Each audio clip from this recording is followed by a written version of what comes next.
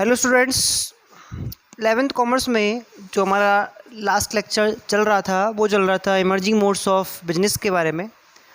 और इसमें हमने डिस्कस किया था ई बिजनेस के बारे में।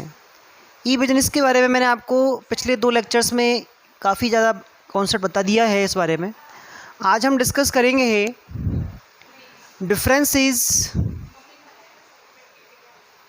Between E business and traditional business.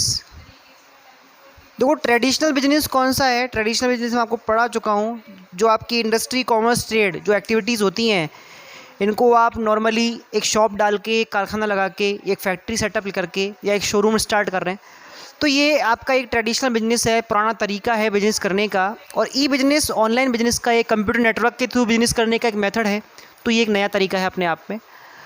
तो अभी हम पढ़ रहे हैं कि इन दोनों में से ज़्यादा कन्वीनियंट कौन सा है, किस में क्या अच्छा है, किस में क्या बुरा है, वो चीज़ हम पढ़ रहे हैं यहाँ पर। तो यहाँ पे मैं एक कंपैरिजन कर रहा हूँ दोनों के बीच में। यहाँ मैं रख रहा हूँ ट्रेडिशनल बिजनेस को,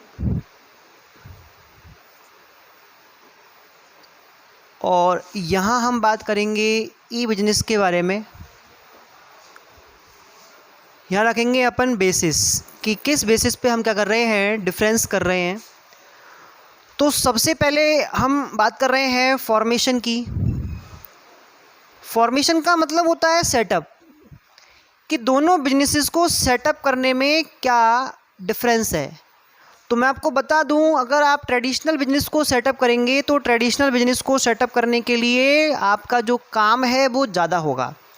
भैया, आपको सारी एसेट्स अरेंज करनी पड़ेंगी, रिसोर्सेज जुटाने पड़ रहे हैं, ठीक है। फिर आपको बिजनेस का रजिस्ट्रेशन भी कराना है, आपको एक प्राइम लोकेशन भी चाहिए होगी। तो ये सारी चीज़ें आपके एफर्ट्स को बढ़ा रही हैं। तो यहाँ पर हम बात करेंगे कि जो आप इसका फॉर्मेशन है ट्रेडिशनल बिजनेस का, वो थोड़ा कैसा है, कॉम्प्लेक्स है। तो ये आपका बिजनेस स्टार्ट करना कैसा हो जाएगा, कठिन हो जाएगा, क्योंकि यहाँ पर थोड़ा काम ज़्यादा पड़ रहा है। और हम ई बिजनेस की बात करें तो इसको स्टार्ट करना काफ़ी इजी है। इसके अंदर आपको इस तरह की कोई प्राइम लोकेशन, कोई रिसोर्सेज, किसी तरह के कोई एम्प्लॉयज़, इन चीज़ों की रिक्वायरमेंट नहीं होती। आप केवल कंप्यूटर नेटवर्क के थ्रू इस बिज़नेस को स्टार्ट कर सकते हैं। तो इसका फॉर्मेशन कैसा होता है, ईजी होता है। नेक्स्ट हम बात करें कॉस्ट के बारे में, कि अगर हम बात करें इन्वेस्टमेंट कॉस्ट किस में ज़्यादा आएगा। तो जैसा मैंने अभी बताया था आपको, ट्रेडिशनल बिजनेस के अंदर भाई, जैसे मान लो किसी भी बंदे को, किसी इंडिविजुअल को कपड़े का बिजनेस करना है, तो उसको एक मार्केट में अच्छी लोकेशन पे एक शॉप चाहिए होगी। उसमें वो फर्नीचर वगैरह और मटेरियल वगैरह क्या करेगा, इन्वेस्ट करेगा। तो इसमें काफ़ी ज़्यादा कॉस्ट आने वाली है। और जो ई कॉमर्स कंपनी या ई बिजनेस कंपनीज़ होती हैं, उनमें ऐसा नहीं होता है। भाई, आपको नहीं पता कि अमेज़ॉन कंपनी की दुकान कहाँ पे है।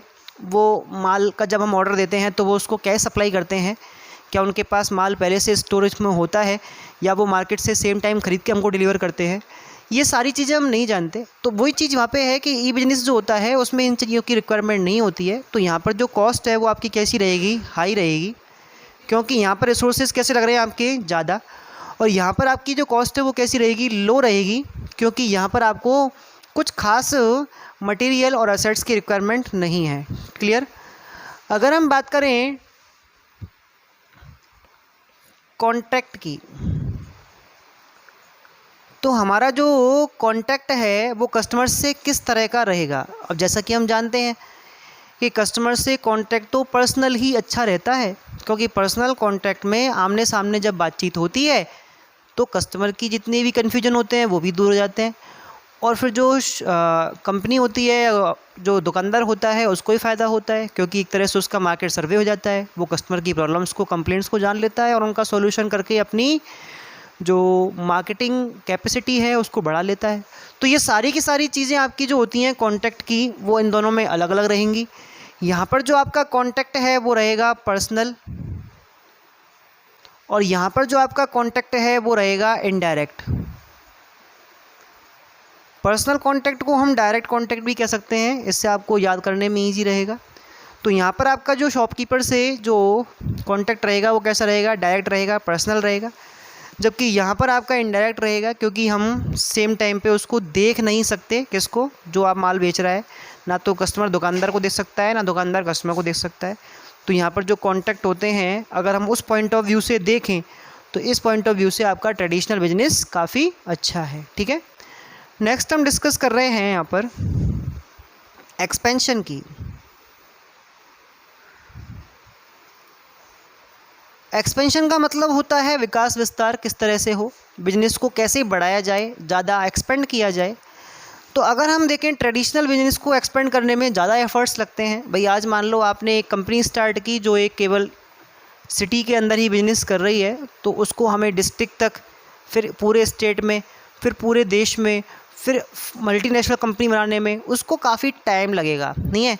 लेकिन अगर हम बात करें किसकी, ई बिजनेस की, तो ई बिजनेस तो कंप्यूटर नेटवर्क का सिस्टम होता है और इंटरनेट से कनेक्टिविटी जैसे ही होगी तो ये पूरे विश्व भर में जहाँ जहाँ इंटरनेट कनेक्टिविटी होती है वहाँ वहाँ तक आपका बिज़नेस जो हो अपने आप ही क्या जाता है, एक्सपेंड हो जाता है।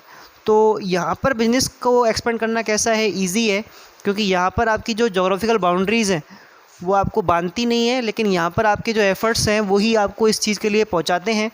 तो एक्सपेंशन जो होता है वो यहाँ पे कैसा है, डिफ़िकल्ट है, और यहाँ पे कैसा है, ईजी है। तो एक्सपेंशन के बेसिस पे अगर अपन देखें तो कहीं ना कहीं कौन सा ई बिजनेस अपने आप में एक ज़्यादा अच्छा तरीका है। ठीक है, अगर हम बात करें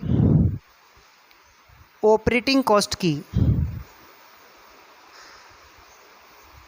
ऑपरेटिंग कॉस्ट का मतलब होता है बिजनेस को चलाने से संबंधित लागत।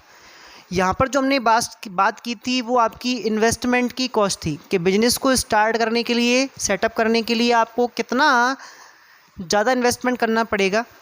तो वो बात हमने की थी कि आपको ट्रेडिशनल बिजनेस में ज़्यादा करना पड़ता है और ई बिजनेस में कम करना होता है।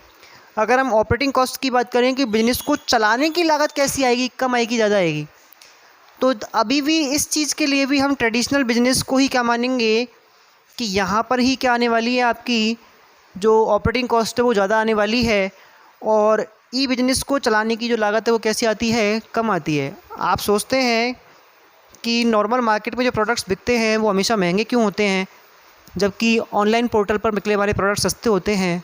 तो उसके पीछे जो लॉजिक है वो केवल, जो डिफरेंस है वो केवल किसका है, उनकी ऑपरेटिंग कॉस्ट का ही है। क्योंकि ऑनलाइन कंपनीज़, जो ई कॉमर्स कंपनीज होती हैं, उनको प्रोडक्ट सेल करने में ढेर सारी ऑपरेटिंग कॉस्ट बच जाती है। उनको किसी तरह का बिल्डिंग्स का किराया नहीं देना पड़ता, उनका कोई इलेक्ट्रिसिटी का कंजप्शन नहीं होता, उनके पास कोई ढेर सारे एम्प्लॉयज़ नहीं होते जिनको उनको सैलरी या वेजेस वगैरह देना हो। तो ये सारी की सारी चीज़ें उनकी ऑपरेटिंग कॉस्ट को कम कर देती हैं, इसलिए वो कुछ कम प्राइसेस में आपको अपने जो प्रोडक्ट्स हैं वो ऑफ़र करती हैं। ठीक है, तो ये सारी चीज़ें आपको बताती हैं कि किस तरह से ट्रेडिशनल और ई बिजनेस में डिफरेंस है। तो आज की क्लास में आप इतना ही